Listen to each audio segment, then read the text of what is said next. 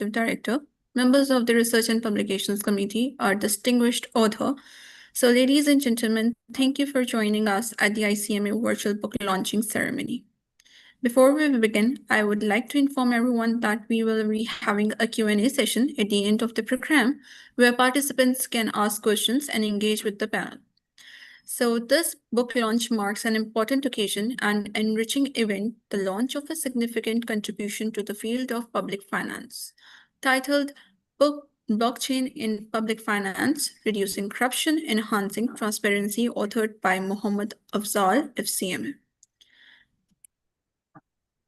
We are truly honored by the presence of our chief guest, Ms. Izzat Begum B. Rajan, a globally recognized leader in the blockchain ecosystem, former board chair of INA-TBA and text partner at Mossack, recently recognized by the Legal 500. So ma'am, your presence today adds immense value to this occasion. So let us now formally begin with the ceremony. The book launching will begin with the recitation of the Holy Quran. So I'll ask Shafiq to please start it. أعوذ بالله من الشيطان الرجيم بسم الله الرحمن الرحيم الحمد لله رب العالمين الرحمن الرحيم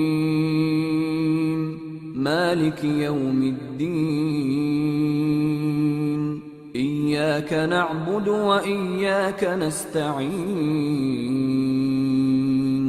اهدنا الصراط المستقيم صراط الذين أنعمت عليهم غير المغضوب عليهم ولا الضالين.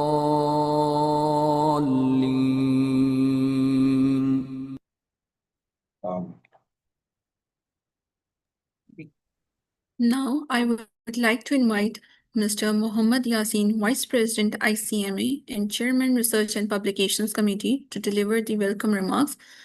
Sir, the floor is yours.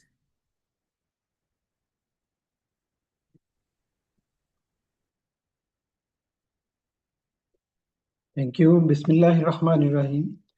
Assalamu alaikum and a very warm welcome to everyone joining us from across the globe. It's a great pleasure to welcome you to the book launch of Blockchain in Public Finance, Reducing Corruption and Enhancing Transparency, authored by our Honorable Member of ICMA, Mr. Mohammad Afzal.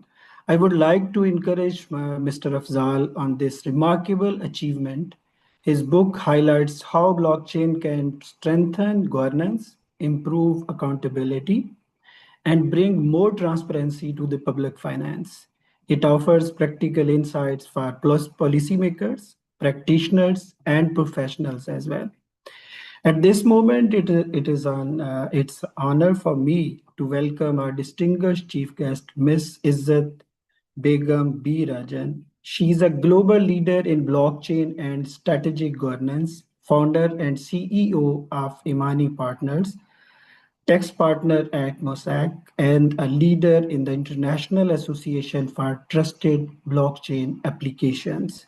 We are especially grateful to her for sharing her exclusive interview in the last issue of Chartered Management Accountant Journal on digital assets, blockchain, and tokenization.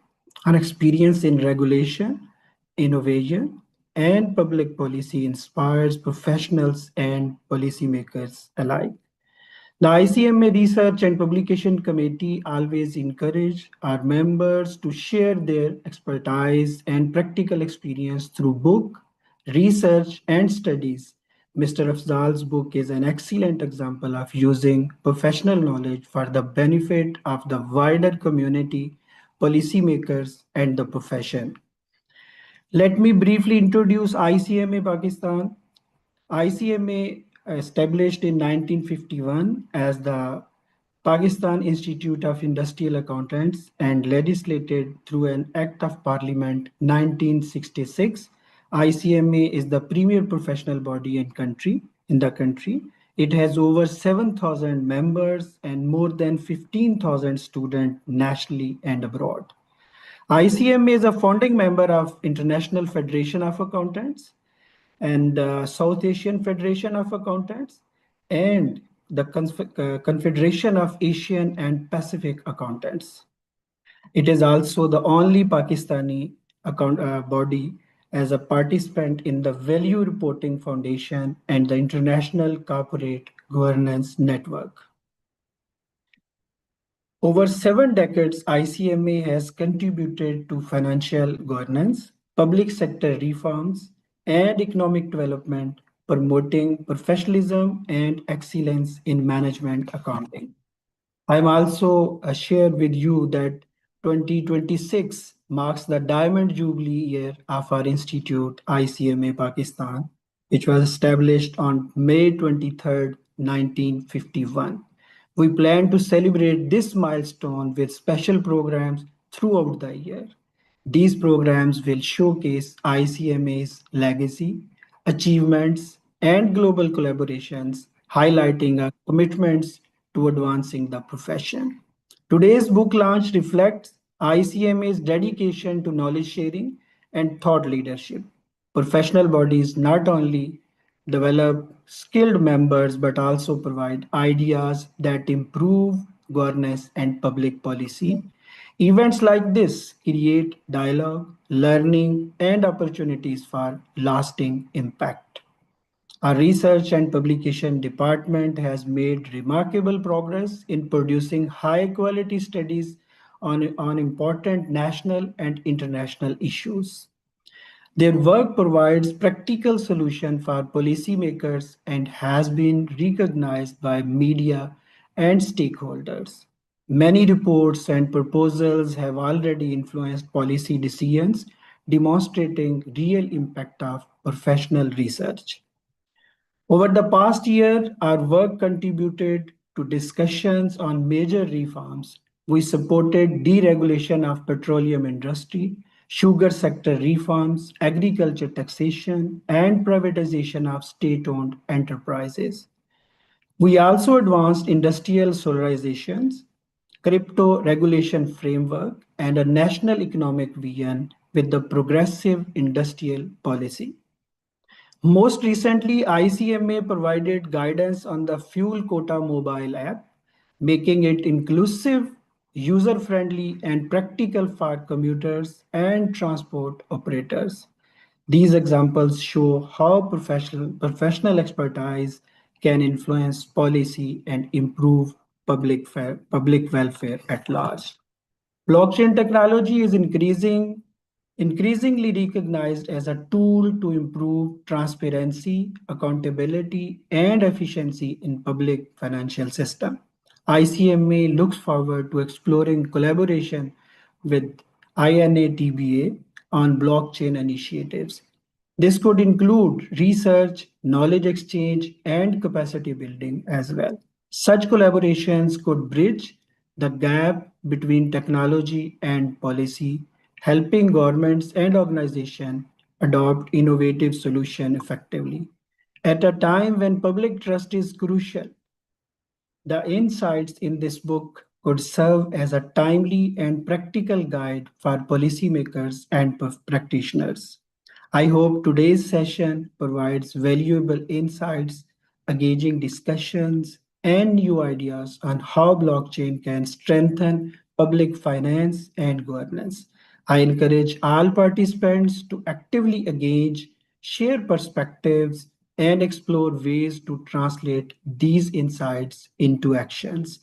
Thank you once again for joining us. I wish all a productive, inspiring, and insightful session ahead. Thank you so much. Thank you, sir, for your warm and insightful remarks. So now we move on towards the core of today's event. I would like to invite the author of the book, Mr. Mohammad Afzal, FCMA, a seasoned public sector audit professional and corporate advisor with over 26 years of experience, to present an overview of his work titled Blockchain in Public Finance, Reducing Corruption and Enhancing Transparency. He is a fellow member of ICMA Pakistan and BIFA, currently serving as Consultant Audit in the Government of Punjab and CEO of Afan Afzal and Company. He has extensive experience in audit, taxation, and financial advisory services, and is also actively engaged in training and capacity building in the field of public finance. So we look forward to the overview of the book. So Afzal Saab, over to you. Yes. Honorable guests, respected member of ICMA and dear participant, Assalamu alaikum. It is a great honor that today ICMA is officially launching my book, Blockchain in Public Finance, Reducing Corruption and Enhancing Transparency. This book shows how blockchain can change public finance, making it more transparent, responsible, and effective. I would like to sincerely thank our chief guest, Madam Izzat Begum B. Rajan, and for honoring this launch with the present. I also thanks the Institute of Cost and Management Accountant of Pakistan for this platform and Mr. Muhammad Yasin, Vice President ICMA and Chairman of the Research and Publication Committee for his support and encouragement. The book has a clear purpose. It explained how blockchain can be applied in public finance, its benefit and challenges, and provide practical guidance for policymaker and practitioner. It also adds to the growing knowledge on digital governance and financial honesty.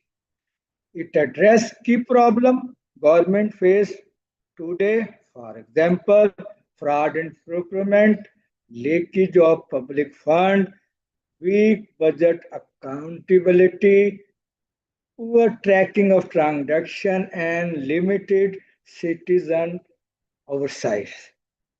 It focuses that citizens should be active participant, not just watcher.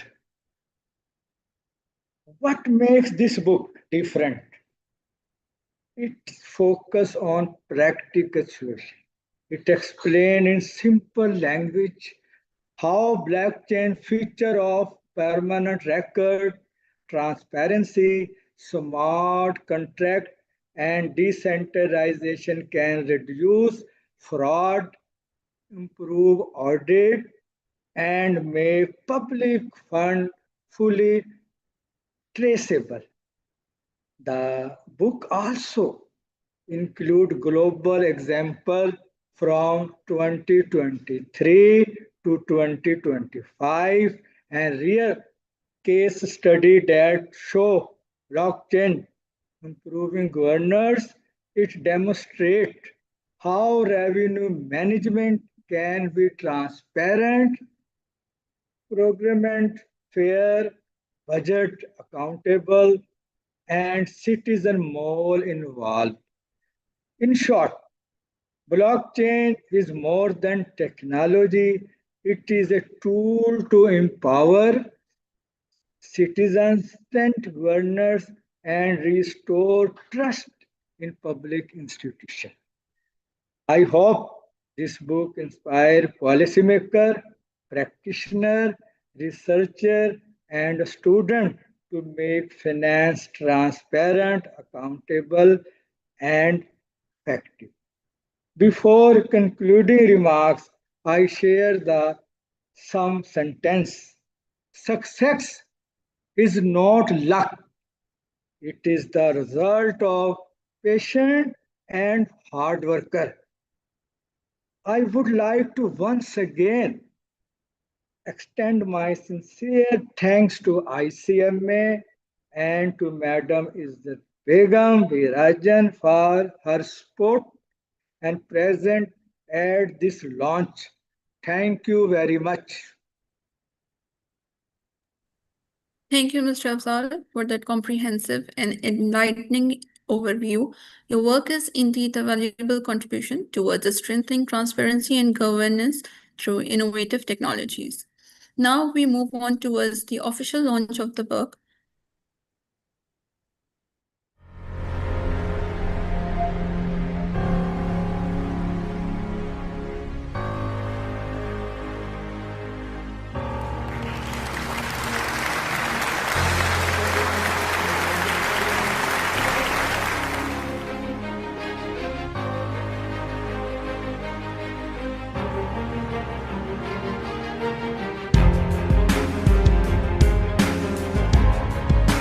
सही आ रही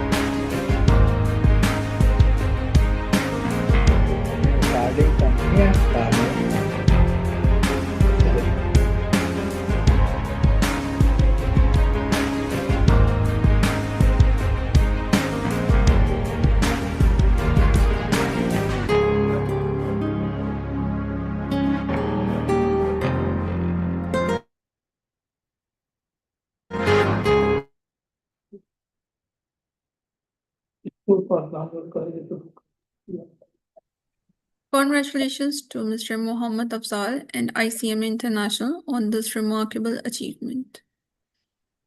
So now, ladies and gentlemen, it is my great pleasure to introduce our distinguished chief guest, Ms. Izzat Begum B. Rajan. Ms. Izzat Begum is a partner at Mosaic, a law firm based in Paris and recognized by the Legal 500, specializing in international taxation, digital assets, and regulatory affairs. She is also the CEO of Imani Partners, a strategic advisory firm active in crypto asset transactions and institutional capital markets. With over 25 plus years of international legal experience, including as equity partner at EY and in senior role at Mosaic and the Aga Khan Development Network, she served as the board chair of the International Association for Trusted Blockchain Application, IANATBA, where she helped shape European blockchain policy and coordinated numerous public consultation responses across EMEIA. She is currently completing a doctoral thesis at the University de Burgundy in France, in which she proposes an original paradigm, programmable taxation, that is embedding text logic directly into blockchain transactional infrastructure.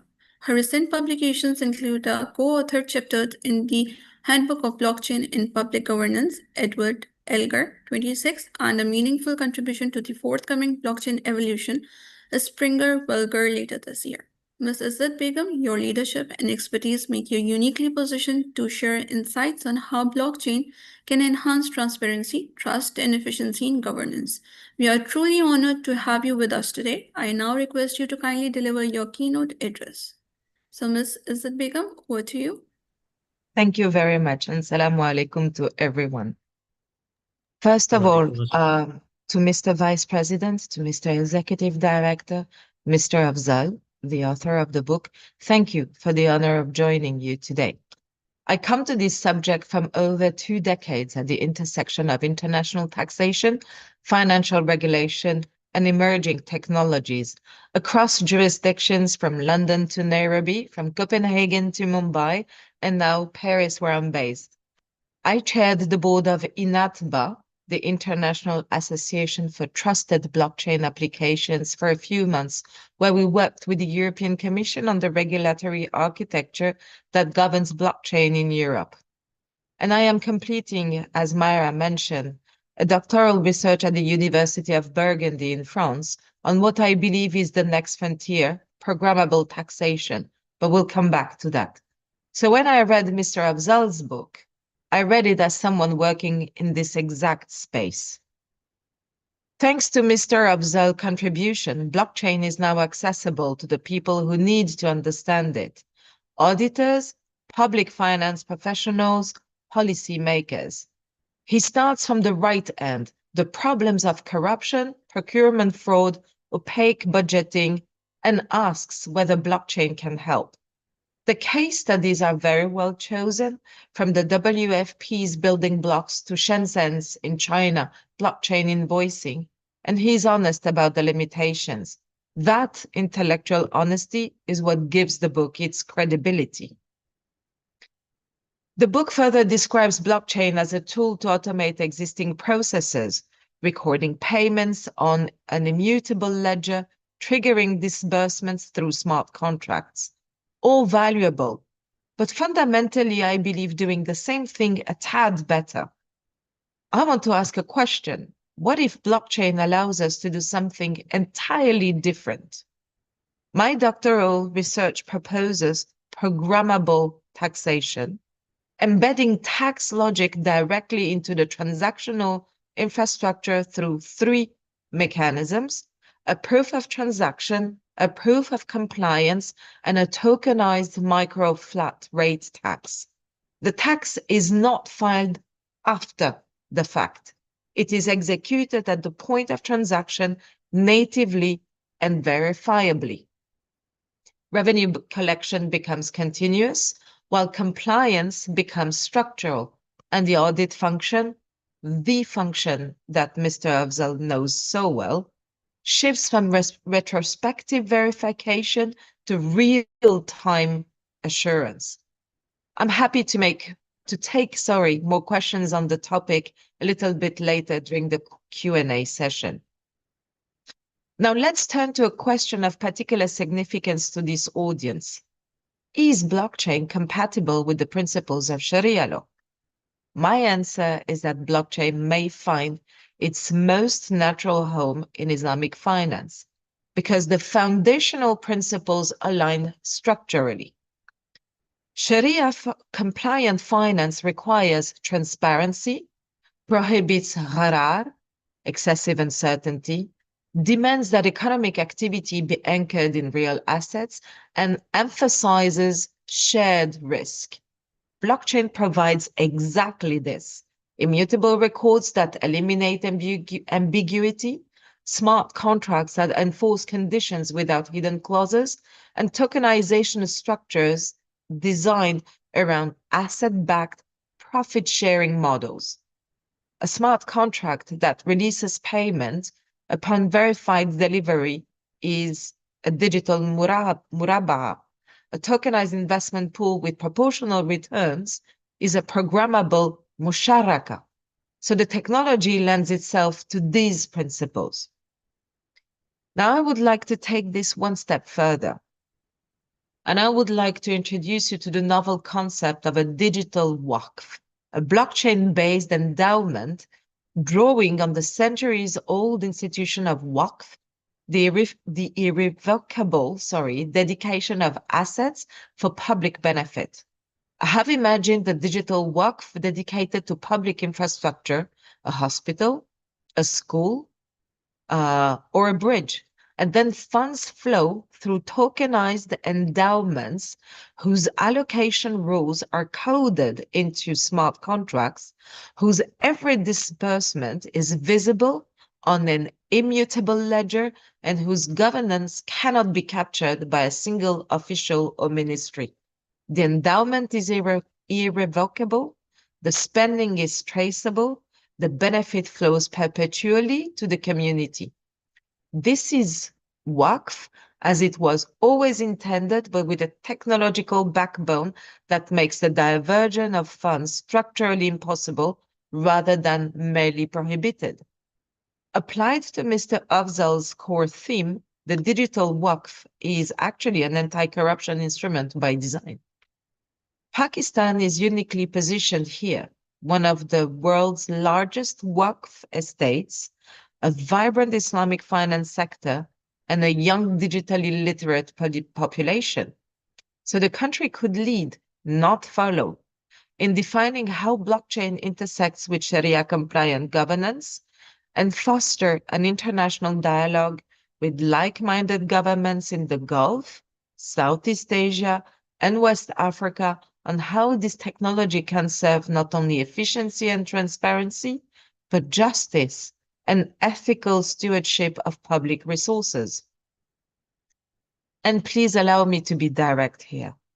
This is a conversation that belongs to Pakistan, to Saudi Arabia, to Malaysia, nations where Islamic finance is not a niche product, but a living system of law and practice. The Silicon Valley can build the tools, fine. Brussels can write the regulations, fine as well. But the vision of what ethical, Sharia-compliant blockchain governance looks like must come from the people and institutions who have practiced these principles for centuries. Mr. Afzal, I would like to congratulate you on a valuable contribution. To the ICMA, thank you for your commitment as well to advancing this conversation. I hope this book inspires you to ask not only how we fix what is broken, but how we build something that has never existed before, a truly transparent, ethically grounded public financial system.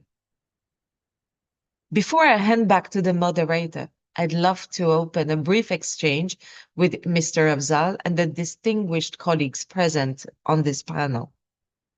So my first question to you, Mr. Afzal. Your book documents impressive pilots around the world, Georgia, Colombia, and the World Food Programme. But one thing I noticed is that most of these remain isolated experiments. From your 26 years of experience in public audit in Pakistan, what do you think is the single most important condition, not technical, but institutional or human, that would allow a country like Pakistan to move from pilot to full-scale blockchain integration in its public financial management?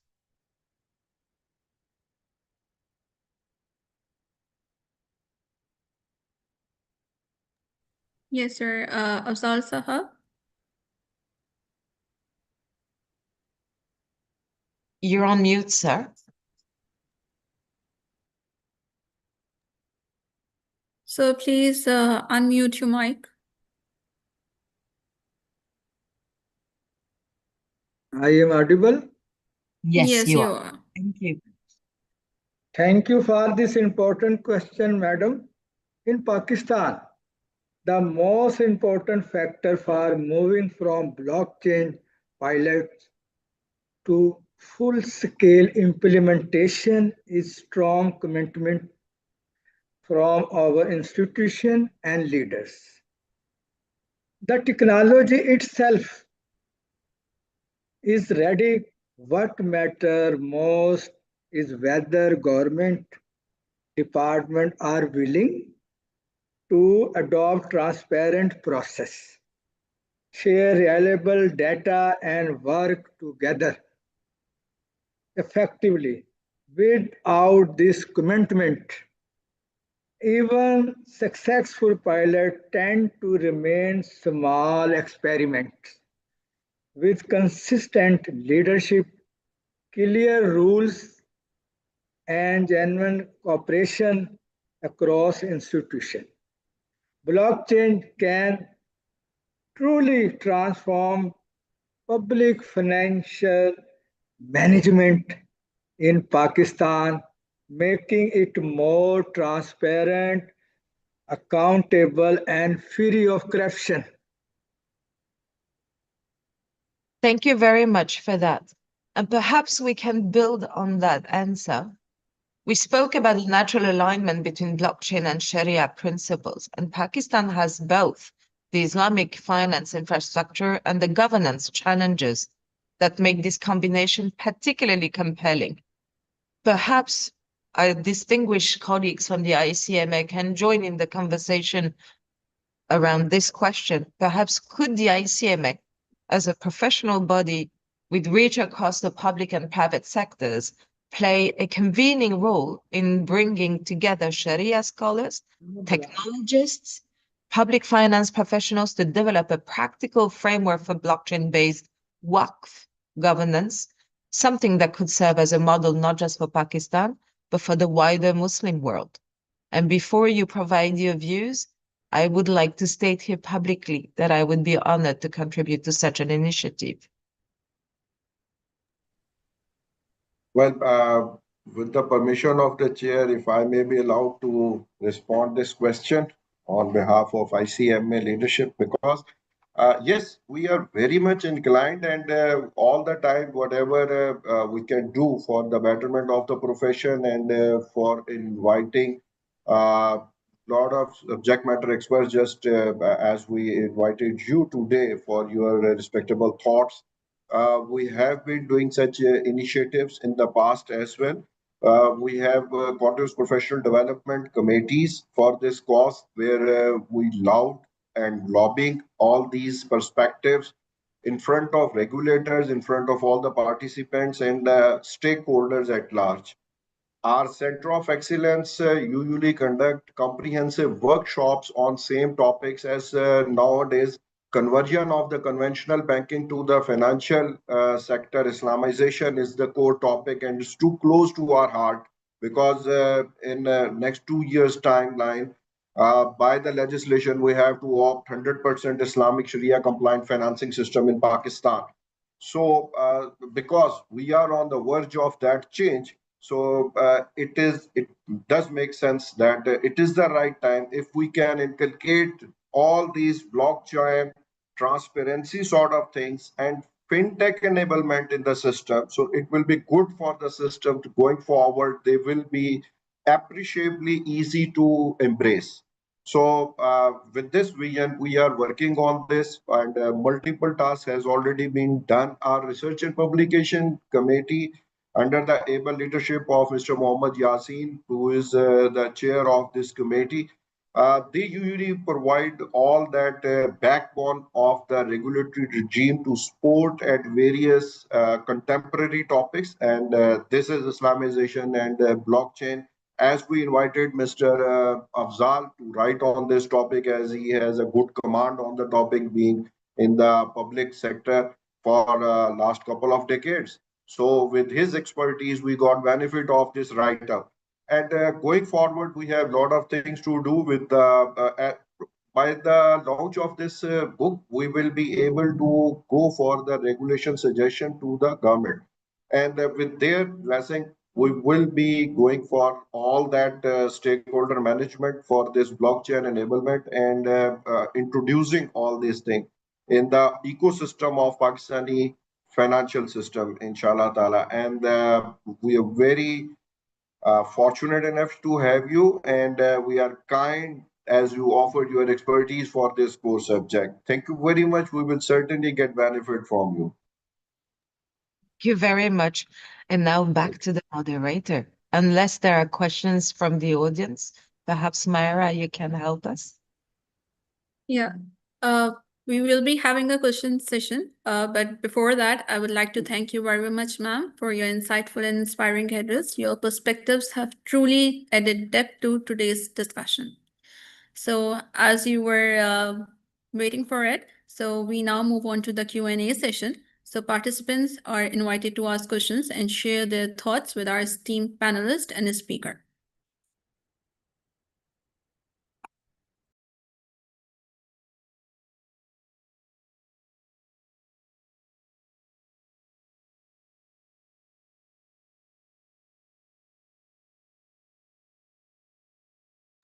I think we have scared people too many times. The word blockchain has been pronounced.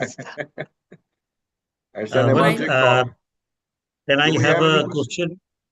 Yes, please. Please, sir. Sure. Thank you very much, madam, for your very insightful speech. I just want to ask you if you have any advice for the Pakistani government organizations that are just venturing into the blockchain introduction into their public finance or even their government operations. So, what priorities or what preconditions they should see in order to effectively implement those blockchain into the government operations and also in government public finance. Thank you.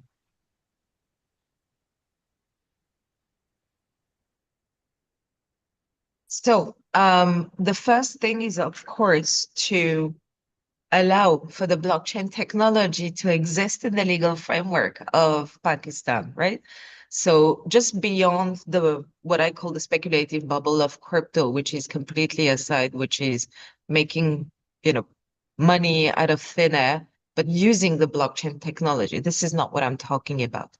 It's about really focusing on the characteristics of the blockchain, which are immutability, transparency, and traceability. And these three combined together, if we make it right, first, if we enact it properly in the regulatory framework of the country, second, if we allow public institutions and governmental agencies to leverage those characteristics by embedding into the IT infrastructure and systems used by the government blockchain elements so as to trace budget allocations, for instance, public funding, disbursement, that helps make the correlation between the allocation and the actual utilization of funds, which is where Mr. Afzal's contribution is the most impactful, because it's really about helping the money doing what it was supposed to do, and therefore for the benefit of the citizens, as Mr. Afzal's rightly pointed out. And so really the key is to make sure that the regulation is smart in the sense that it cannot be excessively prohibitive. It cannot be excessively allowing and providing a license to do absolutely anything nonsense or contrary to the public order. And all that in the framework of Pakistan being I find a multicultural, from the legal traditions perspective, environment, so a blend of common law and a blend of Sharia law.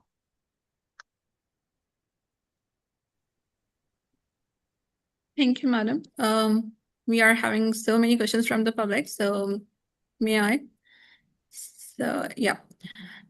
In your views, how blockchain can improve transparency in Pakistan government spending? Because it's a super ledger, think of it as a super ledger where you can't tamper with the data. And therefore, if you input the data saying that amount of money, that $100 is supposed to be used for, I don't know, allocation to orphans, then the person utilizing the funds, the agency or the ministry, utilizing those $100 for that, I would say, group of people who would be orphans, then would have to input the data confirming that. And because nobody can tamper with that, you would know whether the money has been dispersed properly for the right purpose and how much of that is left if unutilized. And so that's how you have to think about blockchain. It's like a super Excel, but where nobody can come and do anything and amend the data in it. Okay, moving on to the next one. What regulatory and institutional challenges do government face in adopting blockchain for public finance, and how they can be effectively addressed in South Asian countries? So public finance, I find, is always the last one to get the benefits of technology and R&D. Usually it starts from the private sector. We see R&D startups coming up with awesome technology. And then it grows, it goes to the multinationals who see the advantage of that. And unfortunately, government feel that, oh no, this is not for us because we know better. One thing that I have seen and learned in the European landscape is that governments tend to think and know they know better, but actually they should listen a bit more. So humility in the conversation.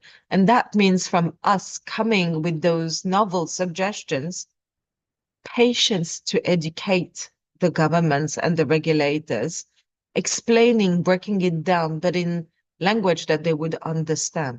And we have to remember that the parliamentary legislative processes that we all have to go through to enact laws are actually human change processes.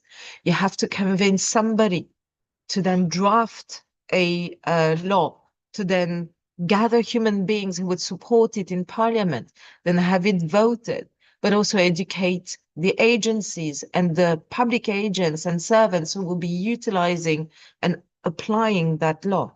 So sometimes it takes a quarter, but actually human change takes a lot longer than that. And it doesn't mean that it's going to take a decade for Pakistan to get there, but hopefully within 2-3 years, not only the law will be enacted, but also implemented, piloted in some agencies, and therefore then ready for scaling. Thank you for sharing your insights on this. So I have one more question. Not one more, in fact, there are many for you. So moving on to the next one now.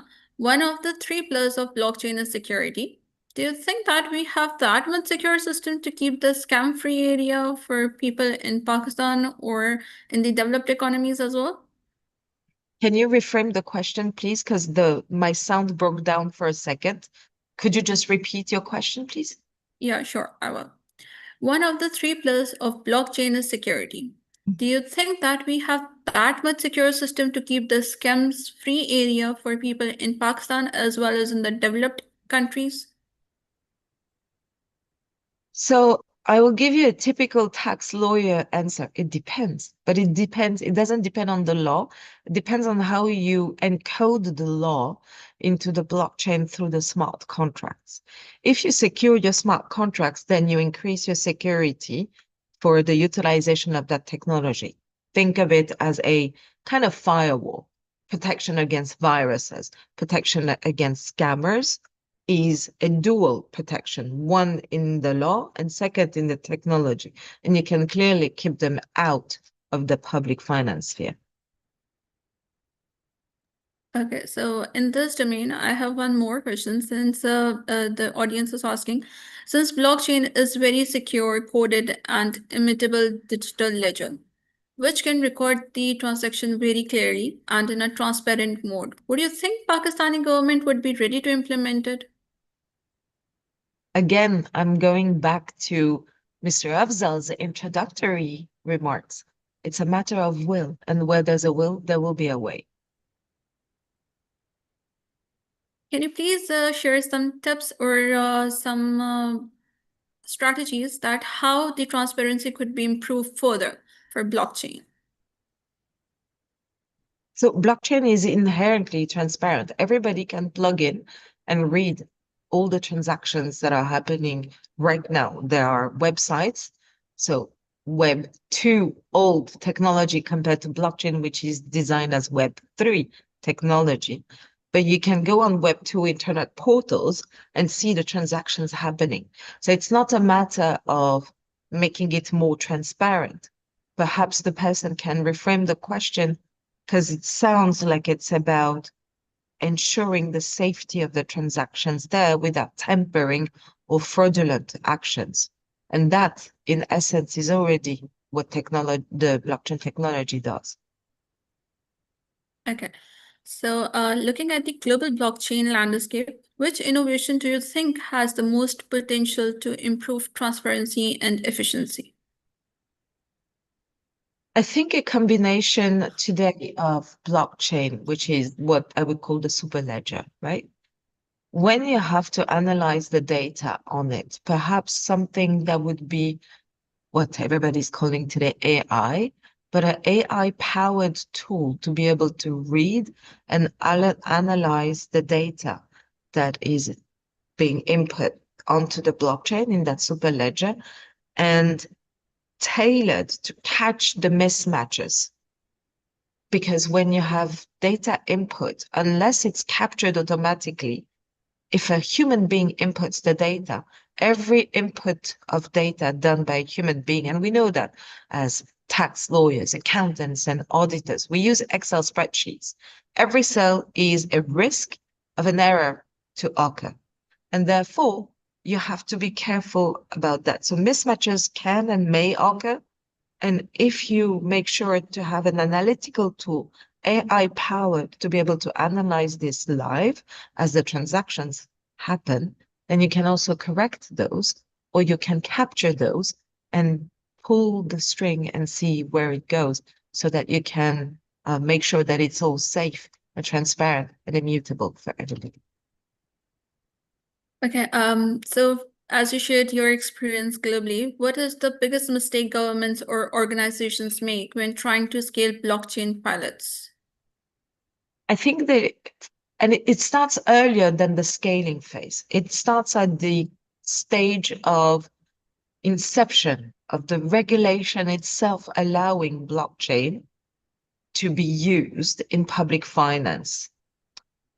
The reason why I'm saying this is that for the longest time in Europe tried to make a circle fit into a square and trying to use the good old frameworks of financial markets regulation to try to regulate the blockchain technology and the outputs that it gives birth to in terms of financial instruments.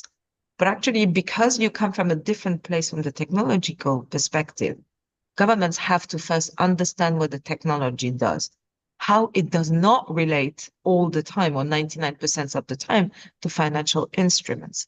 3, once they have made that mindset shift, then we can enact smart regulation that actually fits the purpose of allowing the technology with its characteristics to be utilized in public finance and by the governments. So I would say again, we go back to the same thing. It's about human change and how the human beings in charge today, ministries of finance and leadership in governments would approach the question. Right. So, based on your experience, I would like to ask that moving from traditional audits to real-time assurance is a big change. How can organizations begin this transition successfully? For any audit firm, small or big, you have many tools now available that combine AI, BI, business intelligence tools, or deep machine learning tools with blockchain technology. And those are available, off the shelf for 10, $20 a month as a subscription.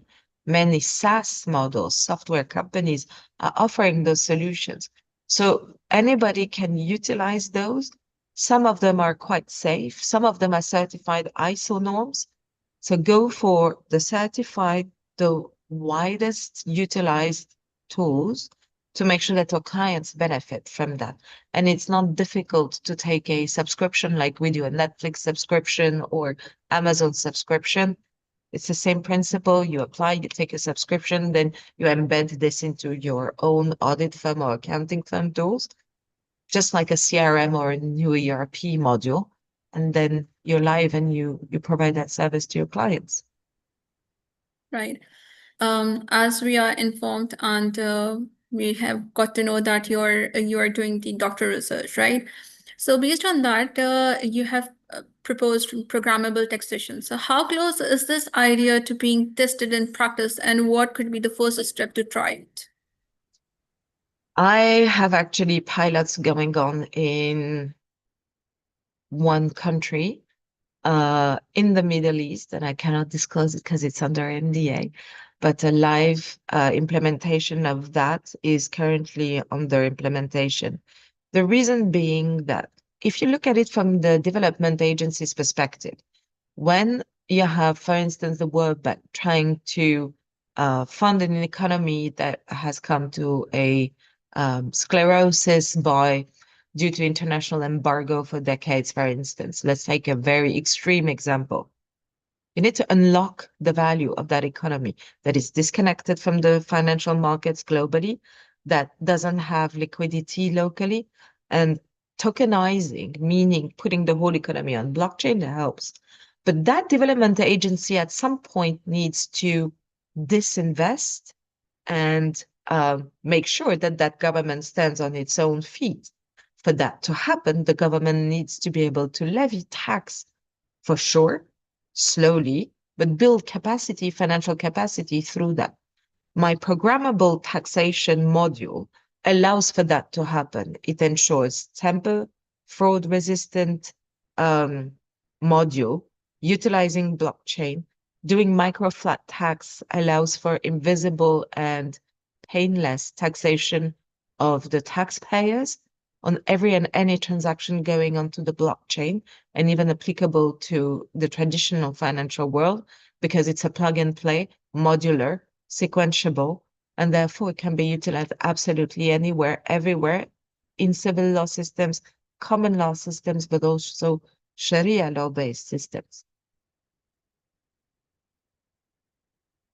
Thank you, Ms. Asad Begum.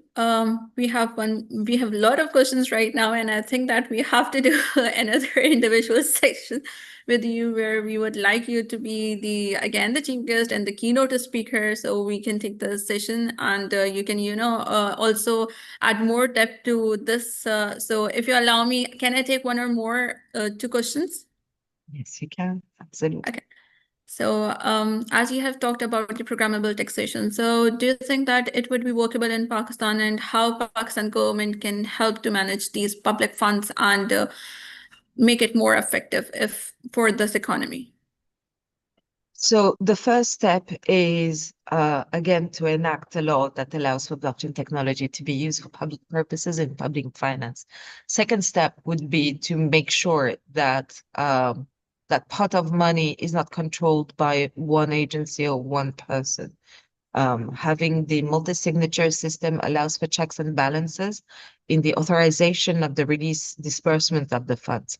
Then you have to have a monitoring and evaluation function embedded into that, which is what blockchain does by itself, because it tells you where the money has been dispersed and then how effectively it has been utilized is for the real world monitoring and evaluation function to happen to see what the impact is for real.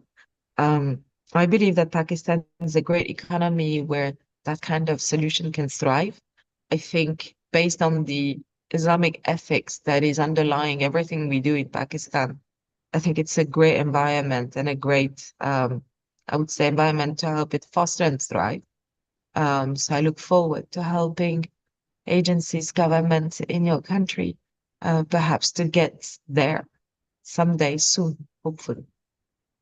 Hopefully, and we would be honored that if you would, chair it and would bring innovation in your experience over here. So hopefully we could make things better. So yeah, moving on to concluding the event, to formally conclude the session, I would like to invite Mr. Amir Ejaz Khan, our Executive Director, to deliver his concluding remarks and vote of thanks. So on to you. Yeah, thank you very much. I request that if we can present the shield before the concluding remarks, it will be more appropriate. Sure, sir. Yes, we would like to honor our author. So can you please go for that segment? Sure, sir. Thank you.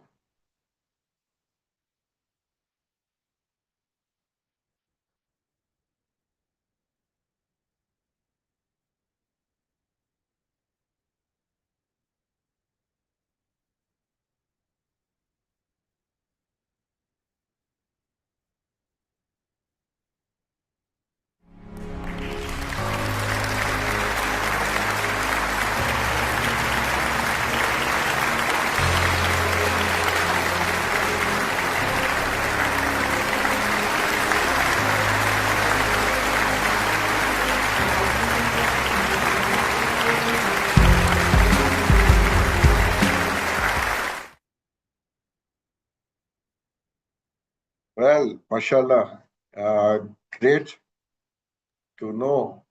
We usually were doing all these activities and such ceremonies in the days of COVID. But this has been a very good and fantastic, wonderful session so far. I'm really humbled in just offering this vote of thanks on behalf of ICMA. First of all, our chief guest, all the way joining from Paris. You spared your time. You read out the book thoroughly and gave us very pertinent advices with respect to all recommendations for the government of Pakistan or as the regulator of the profession for ICMA as the way forward for Mr. Afzal to work on advanced level, inshallah ta'ala, in days to come. And thank you very much. And we're looking forward to have more interaction with you. And as you offered your services, so we keep engaging you. Don't you worry about that. Then comes the able leadership of Vice President Mr. Mohammad Yasin, who has always been very inspiring, coming out with lot of innovative ideas. Keep the secretariat on their toes all the time. Mr. Shahid and Myra have to work something more. What's next? Sir, thank you very much.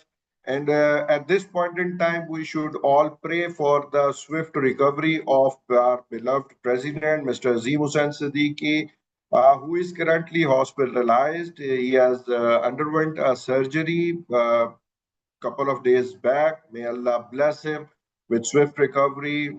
So we all are praying for him. He's supposed to join this session when we were planning for this, but all of a sudden he had to went through that surgery. So his leadership is also very pertinently we need to mention here because he has been very vocal for advancing all these contemporary topics, and he has been very admirer of all those people who spared their time, just like Mr. Afzal, who has spared his time and written this pertinent book. Thank you very much, and thanks to all the audience who have virtually joined us on this Zoom or Facebook session. Uh, we are hopeful to see you guys soon on any other event of such stature. Thanks for our Secretariat, IT team who has supported us, all those functionaries who has worked a lot for making this event successful, and a lot of prayers and success blessings for Mr. Afzal with his book. I request all of you to download this from our research and publication portal on the ICMA website. It's a good book. It's a nice read, and with elucidated topics which will clear your thoughts and ideas when it comes to blockchain and its role with respect to this public finance, and especially public finance with the reduction in corruption and financing transparency, as elaborated by Ma'am Izzat Begum. So, as she is the subject matter expert, we learned a lot today. And I don't think so in any previous session, subject matter expert has spared this much time to impromptu answer the questions of the audience. So this is another credit goes to Izzat Begum. Thank you very much. So with this, back to Myra, how to conclude the session now. Thank you very much. Thank you so much, sir, for your visionary and encouraging words.